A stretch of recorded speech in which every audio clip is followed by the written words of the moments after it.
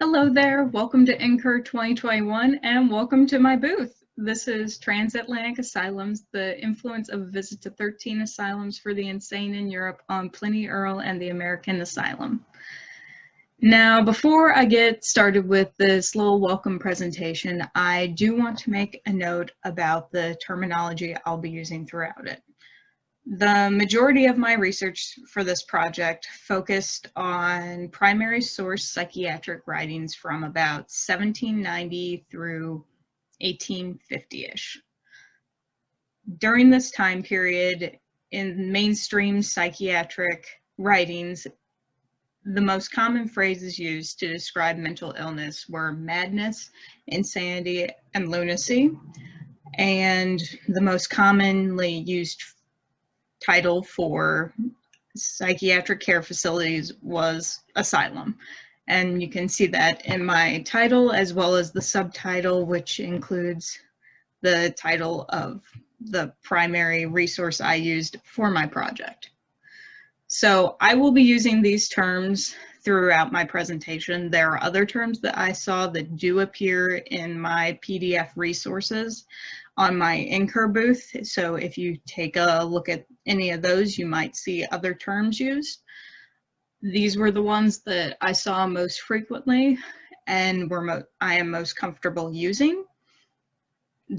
I will say these are dated terms. I can't imagine using these to describe mental illness in my everyday life, but as this is a historical presentation, I will be using those historical terms. If you have opinions on whether or not I should be using these terms in this presentation or in future writings about this subject, as this project is also what I am doing my undergraduate thesis on. I'm still revising my thesis, so I would love to hear anyone who has an opinion on the use of these terms. So if you want to have a discussion with me about that, my email is on my NCUR booth page and my contact information. And I will also be in my booth available for video chat from 3:30 to 4:30 p.m. Eastern Time or 2:30 to 3:30 p.m. Central Time on April 13th, 2021. And I would love to hear anyone who has an opinion on the use of these terms. And I would also just love to hear from anyone who in general has questions about my research. So come on by, say hi, and ask me lots of questions. So let's get started. All right, so before I get too into detail with Dr. Earle's trip to Europe, what he saw, what he brought back, I think it's important that we do have a bit of a discussion of psychiatric ideas up until the point that Dr. Earle went to medical school, so we know what ideas were influencing him, what modes of treatment he would have been exposed to. So Dr. Earle went to medical school from 1835 to 1837. He actually went back later in life to become a physician. He originally had gone to school to be a teacher and was quite a successful teacher in Rhode Island for several years, even becoming a principal. But during his last several years, he decided that he wanted to become a physician, so he did an apprenticeship for a couple years under a local physician, Dr. Usher Parsons, who was actually a quite well-known surgeon of the time. But as he finished his apprenticeship in 1835, he moved out to Philadelphia to attend the University of Pennsylvania Medical School. So another important figure who was also not at the same time as Earle, but had been a professor at the University of Pennsylvania up until his death in 1813 was Dr. Benjamin Rush. Now, some of you might know Dr. Rush as not a doctor, but as a signer of the Declaration of Independence. But for purposes of this presentation, we will not be focusing on his role as a founding father, but instead as his contributions to the medical field. So Dr. Rush believed that nearly all disorders of the mind were caused by essentially bad blood. So what do you do about bad blood? Naturally, the cure for that will be bloodletting, according to Dr. Rush.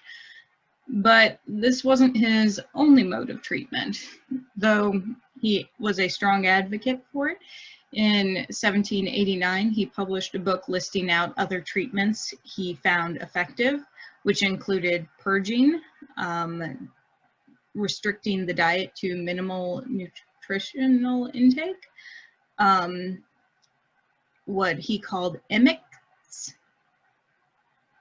which were substances that could induce vomiting, warm and cold baths, friction applied to the trunk and the limbs, and blistering, and what he referred to as the excitement of pain.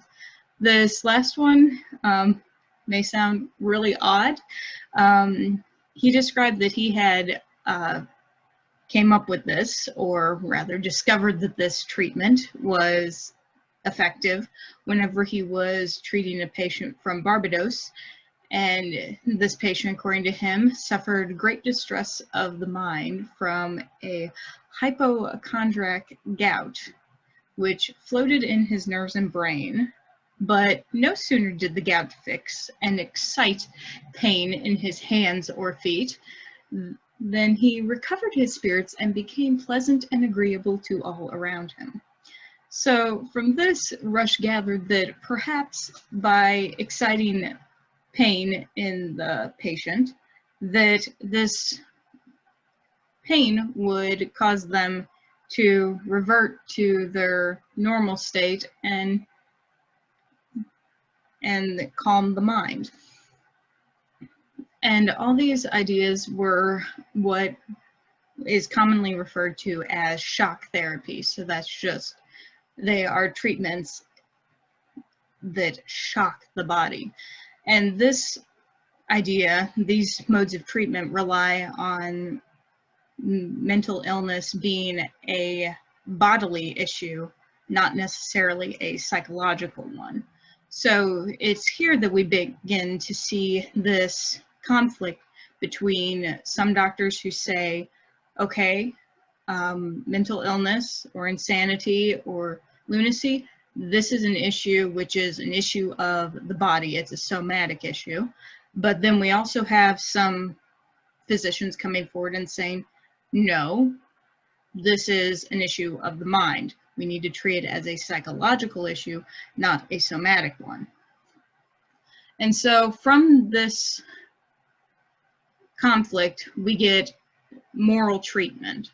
And moral treatment is based in the idea of functionalism, that insanity was caused by disordered functions of the mind. So if the mind is dysfunctional, then we can treat it by retraining the mind or re-educating the mind to operate in a more proper manner. So the way that they would do this is they would attempt to re-educate the patient in what they considered to be proper values or morals or work ethic.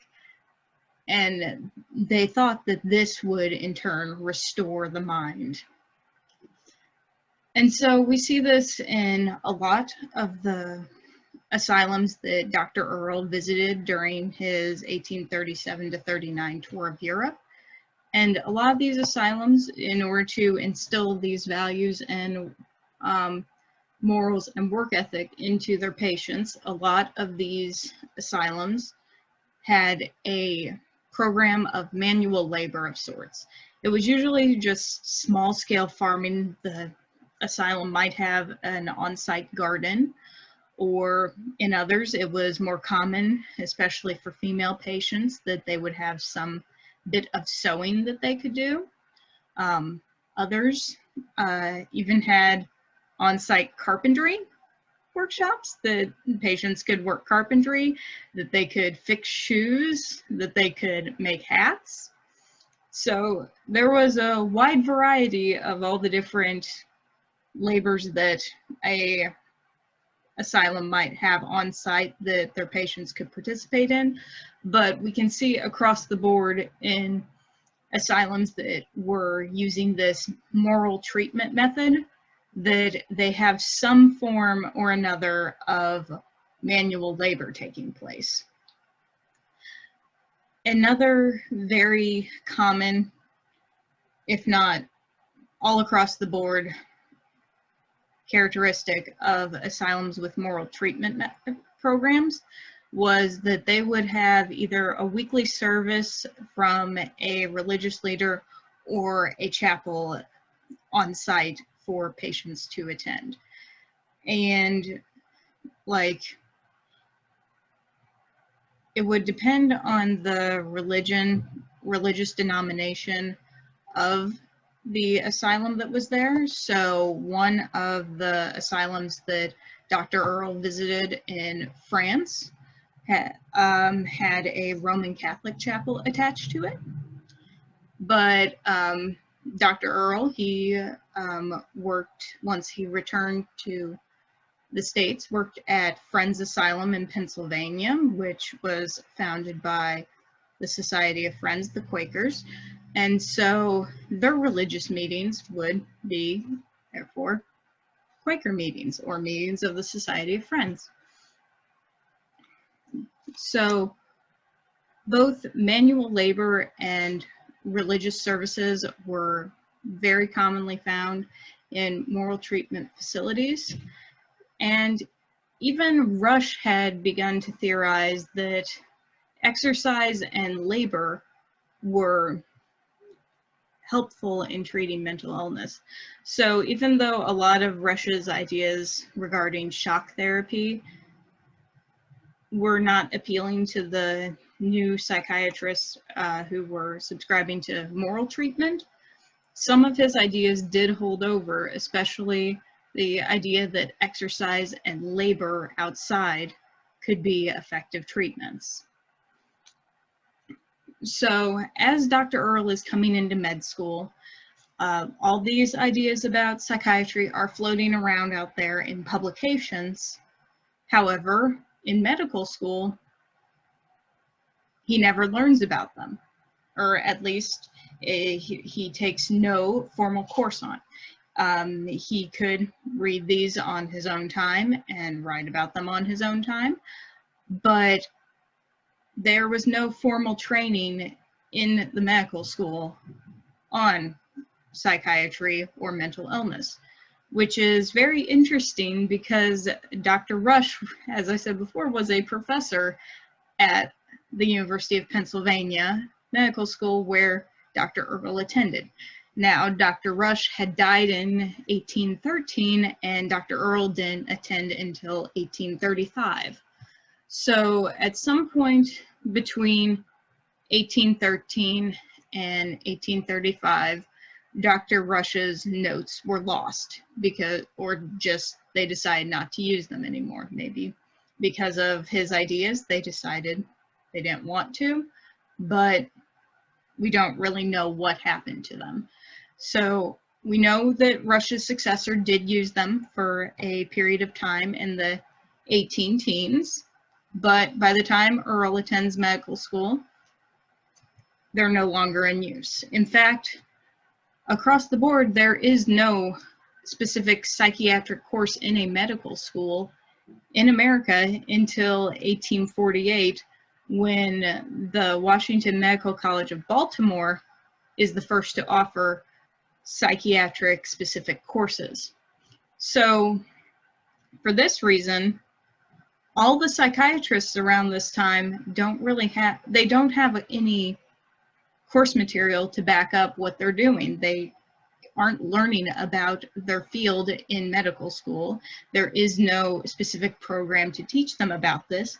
So they can learn their field in one of two ways. They can either get a job as a physician at an asylum and just kind of wing it, learn by trial and error, or, as we'll see Dr. Earle do, they could learn from those who were more experienced than them, those who had been in the field working with patients, testing out different treatment options, and seeing what worked. So that's what we will see Dr. Earle do as he goes overseas, and he learns from French physicians and English physicians and Italian physicians about what kind of treatment he likes and what kind of treatment that he believes works and is the most humane. And then we'll see other examples of treatment that he looks at and goes, okay, we're not going to do that because that is just not okay. So with that, let's get into Dr. Earle's trip. Okay, so as stated before, Dr. Earle graduates from medical school at the University of Pennsylvania in 1837. And at this point, he decides to travel over to Europe. He had graduated early March, and by March 25th, 1837, he was departing from New York on the ship the Virginian. Mid-May, this ship arrives right here in Liverpool, and from here, Dr. Earle travels to London, where he spends the majority of his time while he is in England. From London, he will go out and visit asylums in different places. For example, one of the first places he visits is the retreat at York. But London seems to be his home base for the time he is in the United Kingdom.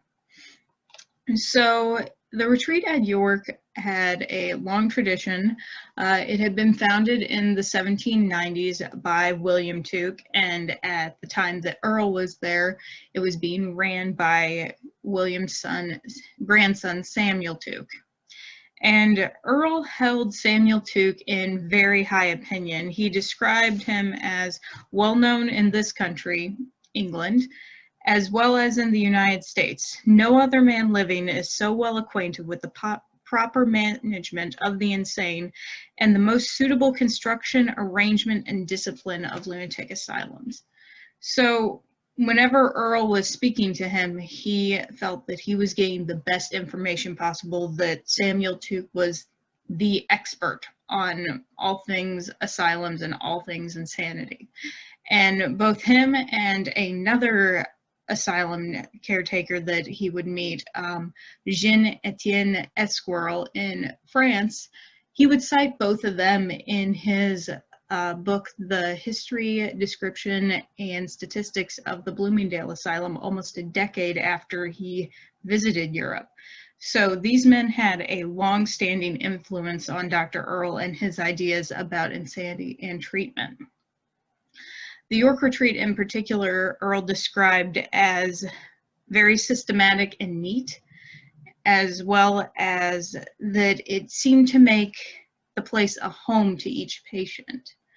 That this idea of a home and community was very popular in asylums with moral treatment programs. Some asylums, not the York one in particular, but other asylums that Earle visited, he described as that the patients seemed to view the head doctor as almost a father figure.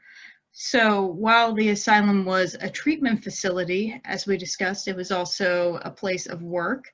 Many of the asylum patients worked at the asylum because the doctors felt that manual labor was an integral part of the treatment program in moral treatment. But it was their home, not just because they were staying there, but because they were forming a community with each other as well as the doctors. And so all these ideas were very popular at the York retreat, because even Earle described how Tuke had said that he found the labor or work to be a very efficient cure for most patients. Similarly, Hanwell, or Middlesex County Asylum in Hanwell, was much, much larger than the retreat, but it still incorporated many of the same treatment methods that Earle had seen in York. As far as work goes, when Earle visited in 1837, There were around 600 patients there at the asylum, and more than 400 of them were employed in what Earle described as some useful occupation, which, as far as a useful occupation goes, they had a variety pack. They had a lot of occupations and jobs which would help keep the asylum running smoothly, such as cooking, washing, tailoring, shoemaking even. But they also had carpentry, basket making, and spinning twine. So these jobs, the last three, carpentry, basket making, and twine spinning, while each of them could have some useful effect on the asylum. If they're building furniture, the furniture could be used in the asylum. If they're making baskets, baskets could be used at the asylum, but these are also items that could be sold outside the asylum and help the asylum be profitable, and also still providing an occupation for the patients and keep the asylum self-sufficient. And in addition to this, the asylum, like others that were subscribing to the moral treatment plan, it had a chapel connected to it, which allowed patients to assemble weekly for services, as well as if they wanted to go there for morning or evening prayers. And then, in addition to working outside, they also encouraged just outdoor exercise. So the asylum was home to an airing court as well as a garden. So the garden could be a place of work, but the airing court could just be where patients could go out and walk and get some exercise in the outdoors. And similarly to the York retreat, it's described as having a home feeling. And it's important to note that this home feeling would be much easier to achieve in a small asylum where there's only so many people, so you can form intimate bonds with each other and have that homey community feeling. In an asylum of 600 people, that homey community feeling would be a lot harder to achieve, but through all the treatment plans that the asylum had implemented, they were also able to do this at Hanwell. So another asylum that Earle really enjoyed, he visited later than York or Hanwell, whenever he was staying in Paris, France. So these past couple asylums have been what Earle considered like the cream of the crop. These were the asylums he gave the most positive reviews of, that he liked the best. After this, I will cover some of the ones that he wasn't so fond of. I will not go over all 13 asylums, but I will hit his 3 favorite and his 3 least favorite. So his last favorite one, as we can see, he liked 2 in England. His last favorite one, which he gave an even more enthusiastic review of than even the retreat or Hanwell.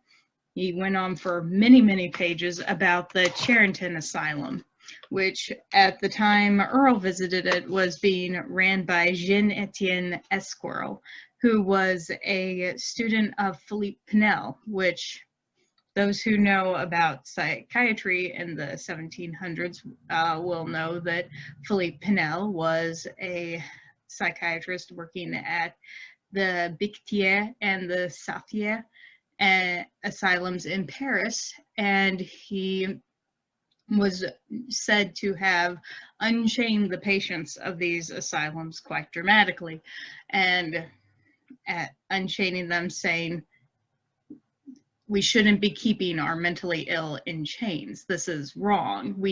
These people need treatment, not to just be chained to a wall like an animal. And so Esquirel, Earle described as a worthy successor to Pinel. And again, Earle would cite Esquirel's ideas 10 years after his visit here. And even whenever he was there, he had very positive feelings about Esquirel. As they were walking around the asylum, Earle and Esquirrel were talking, and Esquirrel said that he had actually been on a similar excursion as Earle and visited several asylums throughout Europe. However, he did admit that he had not been to the United States and visited any asylums there, and so he asked Earle about what progress had been made on the other side of the Atlantic Ocean and what treatment of the insane looked like in America.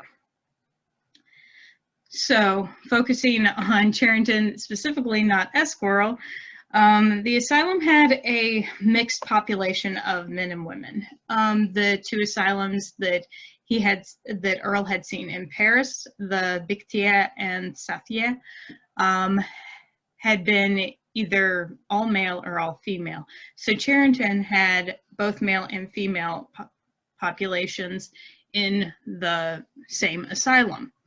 And it was located pretty close to the other two asylums. It was just 5 miles east of Paris and was nicely situated atop a hilltop, just a few, just a short distance away from 2 rivers, including the Marne. And the institution had several wonderful accommodations. They had a parlor with several card tables for patients to visit with each other and play cards if they wished.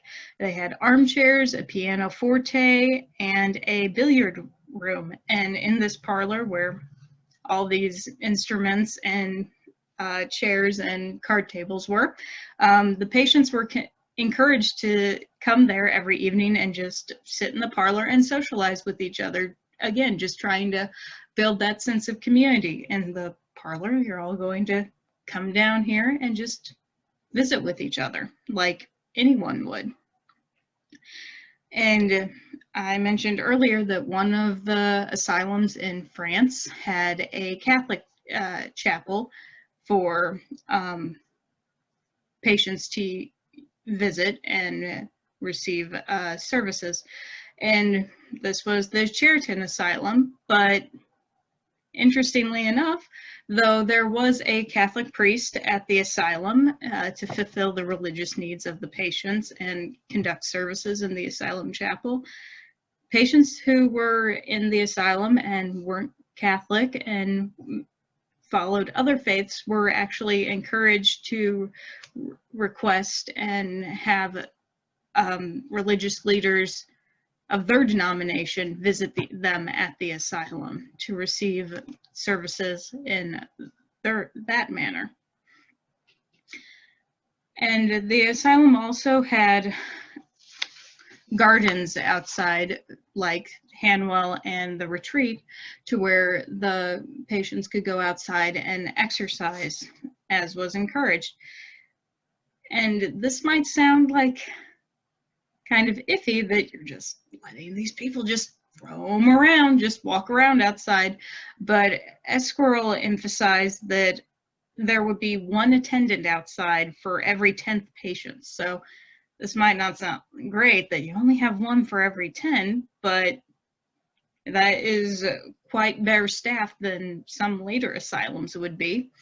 And so he would actually suggest that he wanted more, but in all there were 73 attendants for all the patients, and 2 of them actually remained in the garden at all times to just oversee those that were walking.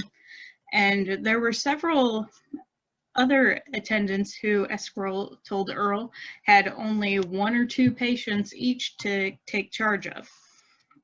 So though there was only one attendant for every 10th patient, many patients still received one-on-one or one-on-2 care. So this low patient to attendant ratio no doubt would have helped build that sense of community by spending one-on-one time with the patients and learning what's going on with them, how can we help them, what form of treatment works best for them. So these patients received care that was on par with what Earle had seen at the retreat at York and at the Middlesex County Asylum at Hamwell. This wasn't the case for all the asylums that Earle visited in France or even Paris specifically.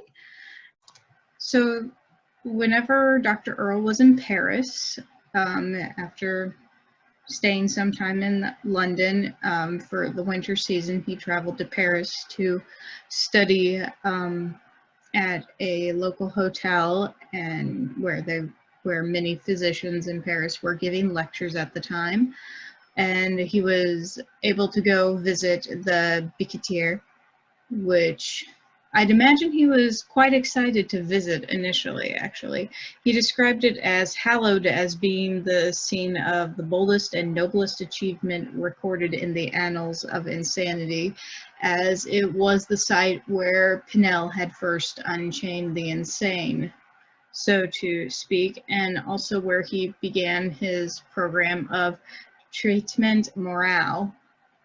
So I'm guessing most of you can guess. I can't speak French, so I'm guessing even those of you who can't speak French can guess that that's where we get moral treatment. And it was actually from Pinel that William Tuke, the founder of the York Retreat, had gotten his ideas from moral treatment. So I'd imagine initially going into this asylum that Earle was excited to be in this place that was so important to the history of psychiatry.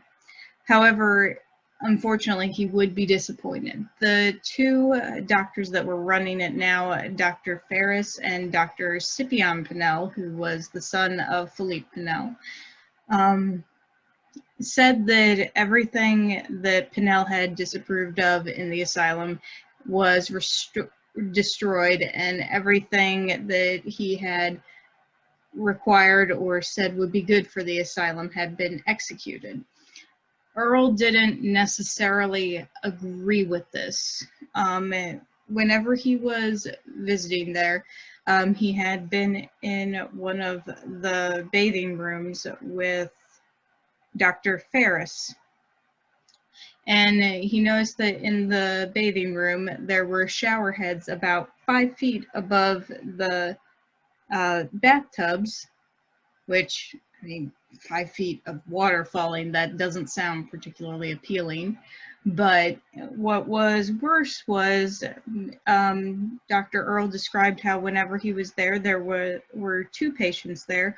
One was suffering from hallucinations, saying he was friends with Charles X, and asking the other doctors and patients if they knew a duke or if they knew Charles. And in response to this, Dr. Ferris would say, "Give him the douche," and another doctor would spray him with the shower head. And the same was for the other patient. The other patient simply had refused to work the previous day and had said essentially that he did not plan on working the day that Earle was visiting either. And similarly, Ferris would say, "Give him the douche," and this man would be sprayed again and again with cold water until he finally agreed that today he would work. And Earle was not only taken aback, but appalled by this. He said that it was not only destitute of utility, but absolutely and decidedly injurious, and believed that this new form of abuse through cold showers and punishing patients with cold showers was no better than the old abuse of chaining the men which Pinel had released just a few decades prior. And though Earle would go on to use cold showers in his own practice, he made a point to emphasize that they should only be used with the patient's consent, that it was important for their treatment that they knew that this was a treatment meant to help them, and that they agreed to it and wanted to partake in a cold shower in order to help treat them, that it should never, under any circumstance, be used as a means of punishment or coercion, as he had seen at the Bicêtre. Next, he visited the Saphir, which was also in Paris. He didn't give as a detailed description as he did at the Bicêtre whenever he was describing conditions at the Saphir, but he did say that the Saphir was different from the Bicêtre, and the Bicêtre was all male asylum, and the Saphir was all female. And the female population, there were about 4,500 beds and between 1,000 and 1,200 lunatics in the care at the Saphir. And though there was an impressive cure rate, according to the hospital administrators, of 33.33% of all admitted, and many of these patients had been deemed incurable by other asylum doctors and just had been transferred into this hospital and then cured, Earle still made comments about how conditions at the Saphir, while a little better than the Bicêtre, were not that great either. He reported that they were still using cold baths and showers, similarly to how he had seen at the Bicêtre, though he didn't actually witness this in use like he did at the Bicêtre. He did say that it was reported that these were in use. We don't know how they were being used, if they were used with consent or not, but we do know that they were in use and that Earle looked down upon that. However, he did say that it was good that there were spacious courts around the asylum and 2 rows of windows in each of the wards, and the top set of windows, so one set above, one set below, the top set had been left open for fresh air and ventilation to come inside, which he looked positively upon, similarly to how the asylums in England had airing courts for the patients to go outside. This one had courts for the patients to go outside, and also left the windows open to where that fresh air could come inside. So while it was a little better than the Bicêtre next door, it was also still had a few of those elements that Earle just did not approve of. Now, the asylum that he probably was most critical of, I would say most critical of, if any of the asylums he visited, was the Timar-hané Asylum in Constantinople, as he called it, but now Istanbul. And to give you an idea of what he witnessed, I pulled a quote from the book. And as he entered the asylum, this is what he saw. From between the bars of the iron grating with which this was defended, a heavy chain, ominous of the sad reality within, protruded, and was fastened to the external surface of the wall. It was about 6 feet in length. The opposite extremity was attached to a heavy iron ring surrounding the neck of a patient who was sitting within the grating upon the window seat. It was a most cheerless apartment. And so this was just Earle's first impression as soon as he got to the asylum. As he goes inside with the 2 men he had been visiting with, they see in the room that there are other patients in similar condition, and in fact throughout the asylum, most of the patients are also in chains like this patient. And they find that the only amenities that any of these patients are afforded in their rooms are a jug of water and a few boards just elevated a few inches off the floor with a few blankets spread over them, not even proper bedding or a place for fire to warm themselves.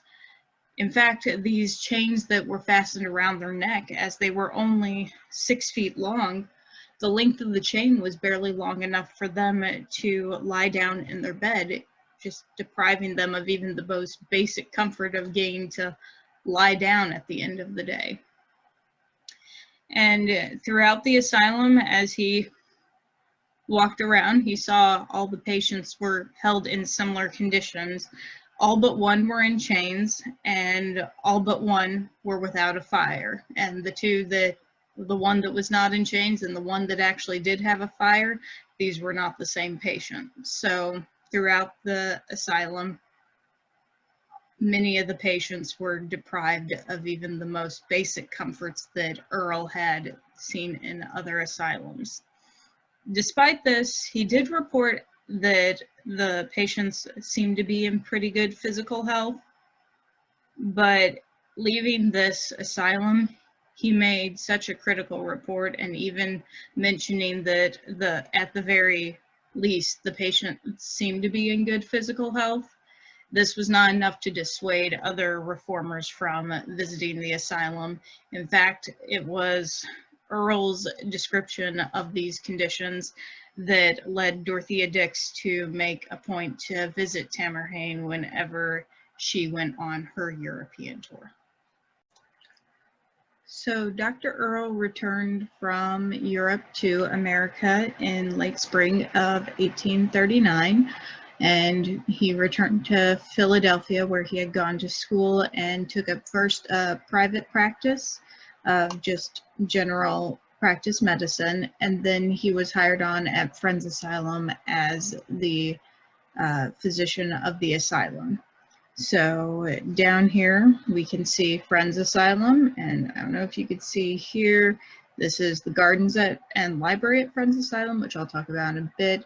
If anything you can't see or want to go back and look over, I will be putting a PDF of these slides in my resources on my NCUR page, so you can go check those out. It will also have slides with all my resources at the very end, so you can check those out. So Earle's back in Philadelphia. He's working at Friends Asylum in neighboring Frankfurt. And while he is working here, he publishes the book that the majority of my research is based on, A Visit to 13 Asylums for the Insane in Europe. And in addition to making notes of all the asylums he visited, he also makes note of certain asylums that were in the Americas as well, including his own Friends Asylum. So we can really see what Earle thought of the treatments that he was practicing at the time that he was working at this asylum, because it is also the time he published this book. So what he tells us about Friends is that there are 61 acres of farmland there, divided into airing courts, garden, tillage, and woodland. And that the airing courts and the grounds in the front of the building are well shaded with large and beautiful trees. And we can even see that here, where there are just trees throughout, and to where the patients, presumably these guys, are walking around and just enjoying the outdoors. And during the warm season, Earle tells us that many of the patients worked in the garden and on the farm, and provided manual labor throughout, as Earle had said that he thought was effective. And so we can see that Earle is already in his first job applying and continuing to apply the components of moral treatment that he had saw in Europe, and that he had really thought that were effective. Further, whenever it was winter and too cold to be outside to work, Earle tells us that the patients worked in two shops, one devoted to basket making and the other to carpentry. So this allowed patients to engage in manual labor throughout the year, whether or not the weather outside permitted it. Further, Earle tells us that comparable to many of the moral treatment asylums in Europe. Friends Asylum held assemblies every afternoon on the Sabbath, where scripture would be read to the patients, and some patients, if they were doing particularly well, were even allowed to go to assembly meetings in the town of Frankfurt. So this is giving patients the freedom, if they're well enough, to go out into society and take charge and gain some autonomy in their own religious life. Around the asylum, they could do more than just walk around the grounds. They also were provided with horses and a carriage for patients' use. I don't know if it's visible with this little rail here, if you guys can see that in that picture down there. There was a crank rail car where two patients could sit on it and crank and go around the track in the front of the building, which is visible right there. And also in the garden, I don't know if you can see it back here, hopefully me moving that helped. This would have been the library, and the library, according to Dr. Earle, had 2 series of shelves supplied with about 300 volumes of useful books, the whole of one side of the room occupied by a cabinet of mineral shells, corals, and stuffed birds and quadrupeds. And this library was frequently utilized by patients, and the female patients were allowed to use it in the mornings and the male patients in the evenings. But with all the stuff in this library, we can see it's so much more than just a place where they could go to pick up the latest novel. It's a place of learning. They have minerals and shells for study. They have stuffed birds and quadrupeds for those interested in animals. There's so much more here than just like flipping through a book because there's nothing else to do in the afternoon. So this really gives patients a lot of opportunity to learn and find what they are interested in. Another thing that Earle added to the asylum that wasn't mentioned in any of the asylums that he had visited in Europe was that once he was settled in Friends Asylum, he decided that he wanted to try to give lectures at the asylum. So whenever he was in France, he had attended lectures at the hotel where he was staying. But here in Friends Asylum, he decided he would carry that on and give lectures to his patients. And these were on various topics, including natural philosophy and chemistry, but they were just various topics just for patients to enjoy. This was a period whenever lectures were relatively common, and it was just a fun thing to do whenever someone had some spare time. And so Earle, by doing this, was treating patients as rational human beings who were capable of learning and understanding and enjoying the lectures and material being presented, just as the general population outside the asylum would. He also continued his lectures whenever he went to Bloomingdale Asylum a few years later. So in 1844, Dr. Earle resigned from Friends and went to Bloomingdale. He continued his lectures here and gave a series of 38 lectures from mid-October of 1846 to early May of 1847. And we can really see in the list of these lectures, he lays them out in his book, The History, Description, and Statistics of the Bloomingdale Asylum for the Insane. He gives an outline of each of the lectures he's giving, saying how many of each lecture he will give and what order he will give them in. And we see that of the 38 lectures he was giving, 6 of them were on topics relating to Europe. So clearly, even a decade after he had left Europe, it's still on his mind. All his experiences over there are on his mind. In addition to this, he also gave lectures on topics as varied as chemistry, history, and even recitations of poetry. So again, he's just giving patients a sense of normalcy and treating them as individuals and people who, as they would the general population outside the asylum. And this can also be seen in the introduction to his section on moral treatment. So in the book, The History, Description, and Statistics of Bloomingdale Asylum, Earle goes into great detail about exactly what he thinks moral treatment is and how it should be implemented. He gives us this description in no less than 15 pages, so he goes into quite a bit of detail.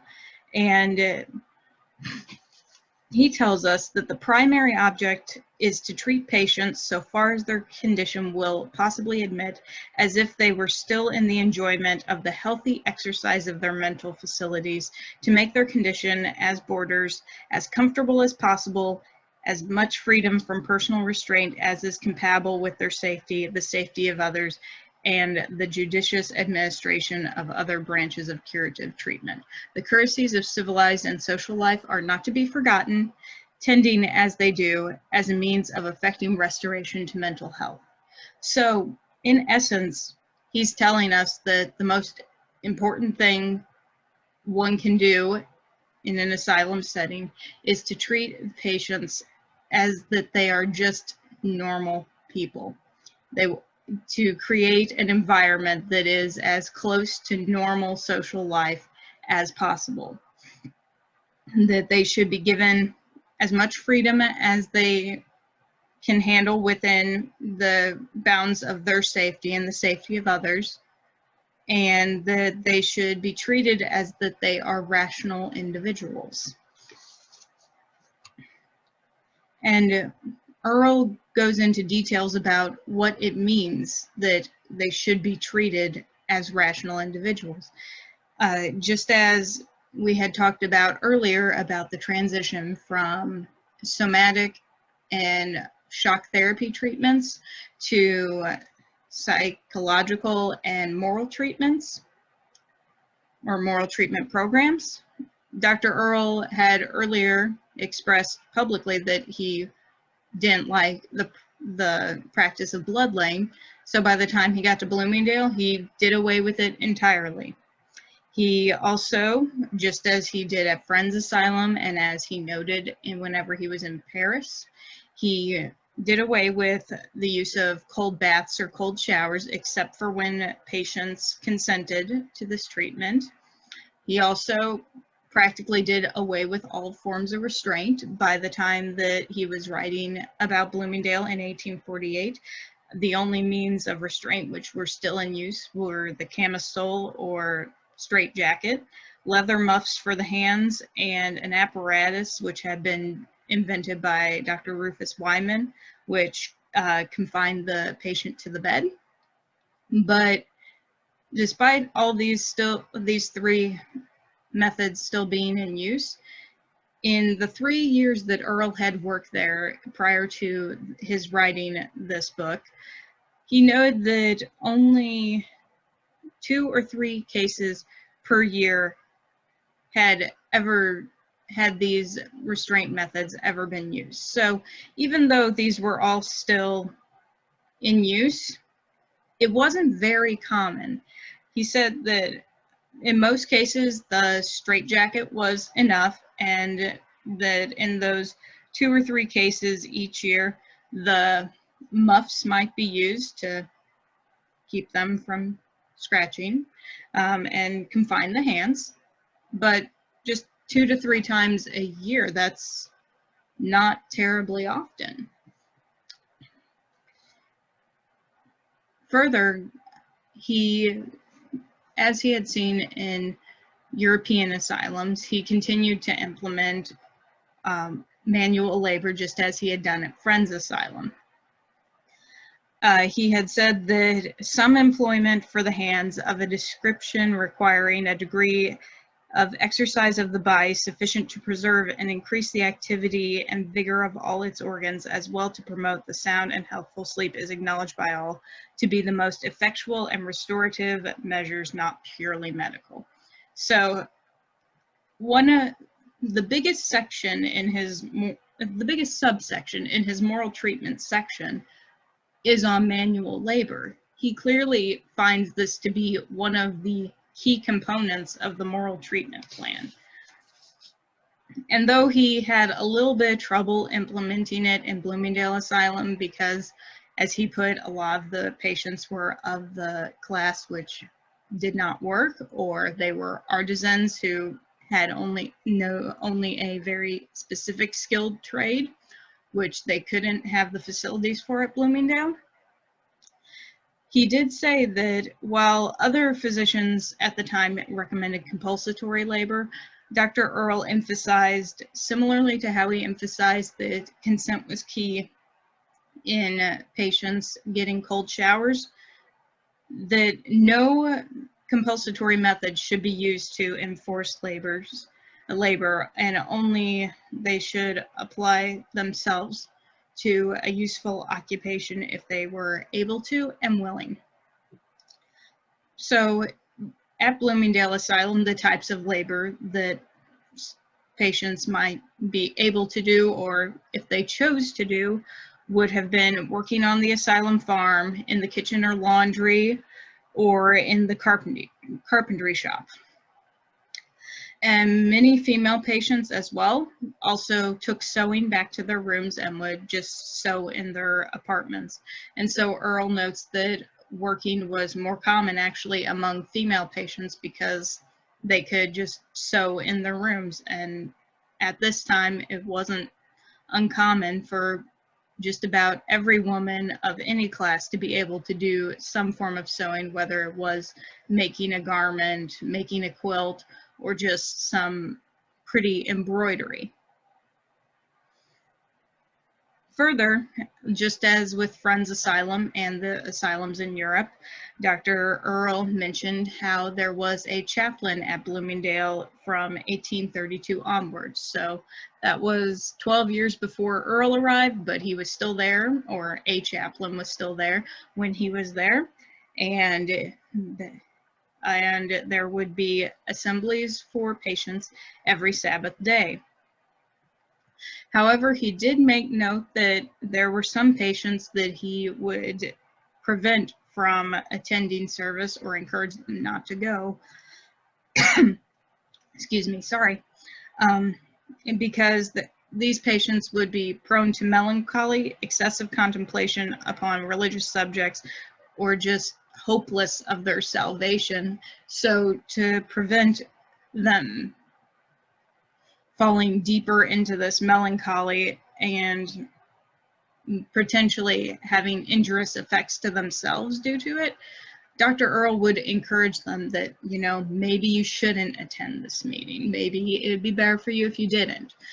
And so this really goes to show that even though it was still part of the moral treatment plan, and that even though religious services were part of that plan, the bigger part was that each of the patients were being treated as individuals, and that they were being looked after with their best interest in mind. So it wasn't a one-size-fits-all treatment. It was treating each patient with individual care and taking care of them in the best way that Dr. Earle knew how, as well as, again, treating them as rational individuals who had the potential to think for themselves. In addition to having outdoor labor, there were also 3 airing courts for males and 4 for females. So just as with Friends Asylum, they could go out and walk about the grounds. And there were also 2 horses and a carriage, similarly to Friends, where patients could go out in the carriage and drive around. while being supervised, and even in good weather, they were even allowed to go down to a nearby river and fish or swim. So again, patients are getting a lot of autonomy as to where they can go. Further, for entertainment, patients at the asylum had access to a bowling alley, bat ball, football, and a swing outdoors, and indoors they had games such as the Graces, chess, checkers, backgammon, cards, and instruments such as the piano, violin, bugle, drums, flutes, and fifes. So this again sounds really, really familiar if we think about what he described at Thirteen Asylum in France, where he had seen a pianoforte in the parlor and a card table in the parlor for patients to use. He also mentioned how in the cold season, groups of 20 to 30 patients would be invited down to the parlor about once a week in order to meet with him and other asylum administrators just to socialize, play games, and have refreshments, similarly to how at Sheraton, patients were encouraged to come down nightly to socialize in the parlor. So again, we're seeing this idea of trying to normalize and socialize these patients. Further, even more exciting, I'd imagine, for the patients, monthly there would be a formal ball held for them in the cold months where 60 to 70 patients would be allowed to attend. So all of these entertainments and engagements sound very familiar to what Dr. Earle described at Sheraton Asylum in Paris whenever he was so impressed with Dr. Esquirrel and his implementation of parlors and having the patients come down and socialize with one another as well as himself. Finally, though clearly Dr. Earle was bringing his ideas from Europe back to Friends Asylum and Bloomingdale Asylum where he worked, there's also something to be said for his publications and letter writing and the potential influence he had on other asylums that, while he was not directly involved with them, he knew someone who he might be able to influence or might influence him. So Dr. Earle was pretty much in the mainstream of his field. The majority of psychiatrists of this time all had similar social classes and educational backgrounds, even religion. But Dr. Earle stood out a bit in his willingness to publish all his findings. So not only did he publish the 13 Asylums book after he got back from Europe, he also published a book of poetry and several articles on insanity.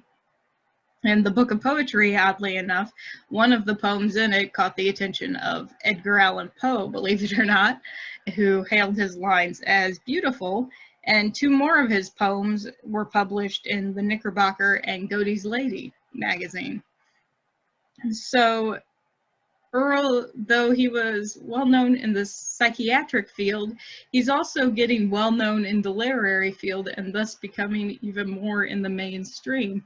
Like, he was well known enough by just households, just being a household name, that his signature was featured in an article in Autography from Graham's Ladies and Gentlemen's magazines one year. So Dr. Earle's becoming a household name, whether through literary means or through psychiatric means. And with this publicity, he's also gaining friends and gaining acquaintances that he can write back and forth with. So a lot of his letters show him corresponding with different American psychiatrists throughout the country. Looking through pages of his letters, there were ones from New York, there were ones from Georgia, there were ones from Montreal. So all throughout the Americas, he's corresponding with different people about asylums and psychiatric care. For example, in June of 1843, so just a year before he left Friends Asylum, John Evans wrote him a letter as he was in the process of preparing a report to give to the Indiana State Legislature to try to get them to create a state asylum. And Evans asked Dr. Earle to forward him a plan of the Friends Asylum and give him estimates of the building as well as a copy of the last report of the asylum, so he could present this to the legislature and say, okay, this is about how much money it would cost to build something like this, and this report says, look how effective all these treatments are. We could have this. So though there's still no formal psychiatric training in medical school at this time, you can see this exchange of information. So Earle leaves Bloomingdale Asylum in 1849. Remember, we said at the beginning that the first psychiatric classes, the first psychiatric classes to be offered in a medical school since the days of Benjamin Rush weren't until 1848. So right around the time Earle's leaving Bloomingdale is the first time that those classes are being offered. Up until that point, all the psychiatrists in America were reliant on each other and each other's research and their publications in order to share the information about what treatment methods work and what is the best way to design an asylum. So in the letters, we can see these men corresponding and asking each other for advice and giving each other advice. And so Dr. Earle's correspondence shows us that with all the letters coming in and going out, it shows that he's in a much wider web of everyone just trying to figure out how to treat mental illness during this time period. And so it's kind of odd that though there are books published on a lot of his contemporaries, like Thomas Kirkbride, for example. I have a book staying up on my shelf on him, so that's why I thought of him naturally. Earle was operating around the same time as Kirkbride, but there are very, very few publications on Earle specifically from today. The last full memoir of him was written by a man who personally knew him, Franklin Sanborn.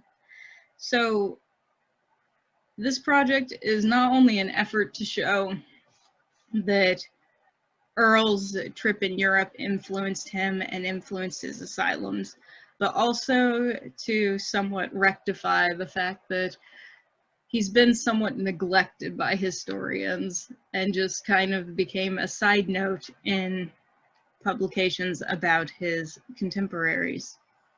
So if you want to talk more about Dr. Earle or just have any questions about anything I've discussed today, you can pop by my hour in my NCUR booth. That's on Tuesday, April 13th from 3:30 to 4:30 p.m. Eastern Time, or 2:30 to 3:30 p.m. Central Time.